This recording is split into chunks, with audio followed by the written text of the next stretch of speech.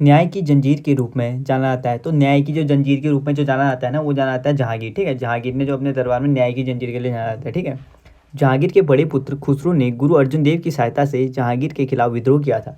तो जब खुसरो जब जहांगीर के खिलाफ विद्रोह कर देता है ना, तो गुरु अर्जुन देव क्या देते हैं, इसको आशीर्वाद दे देते हैं। ठीक है, ये गुरु अर्जुन देव से आशीर्वाद लेने जाता है कि मैं इसके बाद का शासक मैं बनूंगा करके। ठीक है, तो जब ये शासक बनने के लिए आशीर्वाद ले लेता है, तो गुरु अर्जुन देव से फिर जहांगीर से क्या हो जाते हैं, जहांगीर गुस्सा हो जाते हैं। ठीक है, गुरु अर्जुन देव से, और गुरु अर्जुन देव की हत्या कर देते हैं। कौन? जहांगीर। और अर्जुन देव कौन से नंबर के गुरु थे? तो ये 5वें नंबर के गुरु थे। ठीक है, खुसरो की सहायता करने के कारण जहांगीर ने गुरु अर्जुन देव को फांसी की सज़ा दे दी। ठीक है, तो खुसरो की जब सहायता करते हैं अर्जुन देव, तो ये अर्जुन देव को फांसी की सज़ा दे देते हैं।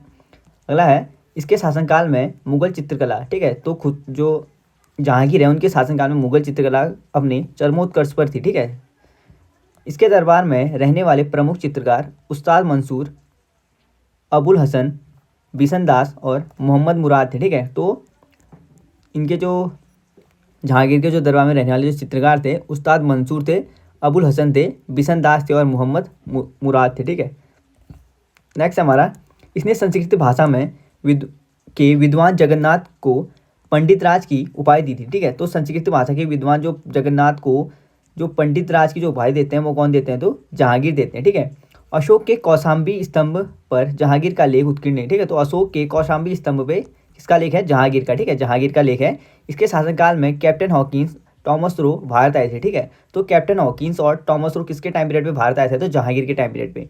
जहांगीर के मकबरा का निर्माण नूरजहां ने करवाया था। ठीक है, तो जहांगीर के जो मकबरा का निर्माण करवाया था वो किसने करवाया था? नूरजहां ने। ठीक है, इत्माद उद दौला का मकबरा का निर्माण नूरजहां ने करवाया था। तो जहांगीर का जो मकबरा बनाया था वो भी नूरजहां ने बनाया था, और इत्माद उद दौला का जो मकबरा बनाती है वो भी नूरजहां बनवाती है। ठीक है, नेक्स्ट हमारा, नूरजहां का वास्तविक नाम महरुत्रिस्सा था। ठीक है, तो महरुत्रिस्सा किसका वास्तविक नाम था? तो नूरजहां का वास्तविक नाम महरुत्रिस्सा था। ठीक है, मयूर सिंहासन का निर्माण करवाया था। तो मयूर सिंहासन का जो निर्माण करवाया था वो कौन किसने कराया था? शाहजहां ने। ठीक है, शाहजहां ने क्या करवाया था? मयूर सिंहासन का निर्माण करवाया था।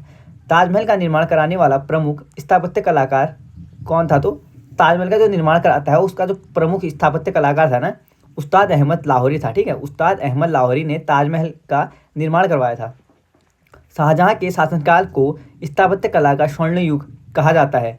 तो स्थापत्य कला का जो स्वर्ण युग कहा जाता है वो शाहजहां के टाइम पीरियड को कहा जाता है। ठीक है, दारा शिकोह शाहजहां का पुत्र था। तो दारा शिकोह किसका पुत्र था? शाहजहां का पुत्र था। ठीक है, दारा शिकोह ने अर्शे अकबर नाम से उपनिषदों का अनुवाद करवाया था। ठीक है, दारा शिकोह ने क्या करवाया था? अर्शे अकबर के नाम से, और उपनिषदों का क्या करता है? अनुवाद करवाता है। ठीक है, और अनुवाद विभाग किसने बनाया था? तो अकबर के द्वारा अनुवाद विभाग बनाया था। ठीक है, अनुवाद विभाग किसने बनाया था? अकबर ने। और दारा शिकोह ने अर्शे अकबर नाम से उपनिषदों का अनुवाद करवाया। नेक्स्ट हमारा, इसके अतिरिक्त इसने भागवत गीता एवं रामायण का फारसी में अनुवाद कराया। ठीक है, भगवत गीता और रामायण का जो फारसी में अनुवाद कराया था वो किसने कराया था? दारा शिकोह ने। दारा शिकोह को शाह बुलंद इकबाल, ठीक है, दारा शिकोह को शाह बुलंद इकबाल के रूप में जाना जाता है। तो शाह बुलंद इकबाल के रूप में जाने आने वाला शासक कौन है? तो दारा शिकोह है। ठीक है, कौन है? दारा शिकोह। शाहजहां को औरंगजेब ने आगरा के किले में, ठीक है, जब शाहजहां अपनी सारी दौलत लुटा देता है ना ताजमहल बनाने में, तो औरंगजेब क्या करता है? इससे क्रोधित होकर आगरा के किले में इसको क्या करता है? नज़रबंदी करवा देता है। ठीक है, ताजमहल के सामने जो आगरा है उस किले में क्या करता है? किले के सामने क्या करता है? आगरा के किले के सामने शाहजहां को नज़रबंद करा देता है। कौन? औरंगजेब। ठीक है, अगला है, तो धर्मट का युद्ध, जो धर्मट का युद्ध होता है अप्रैल 1658 को होता है। ठीक है, धर्मट का युद्ध अप्रैल 1658 को होता है और औरंगजेब जीतता है। ठीक है, धर्मट के युद्ध में औरंगजेब जीत जाता है। सामुगढ़ का युद्ध कब होता है? तो मई 1658 को। ठीक है, मई 1658 को सामुगढ़ का युद्ध हुआ और इसमें भी औरंगजेब जीत जाता है। और देवराय का युद्ध मार्च 1659 को होता है और औरंगजेब जीत जाता है। ठीक है, तो धर्मट के युद्ध में औरंगजेब की जीत होती है, सामुगढ़ के युद्ध में औरंगजेब की जीत होती है और देवराय के युद्ध में औरंगजेब की जीत होती है।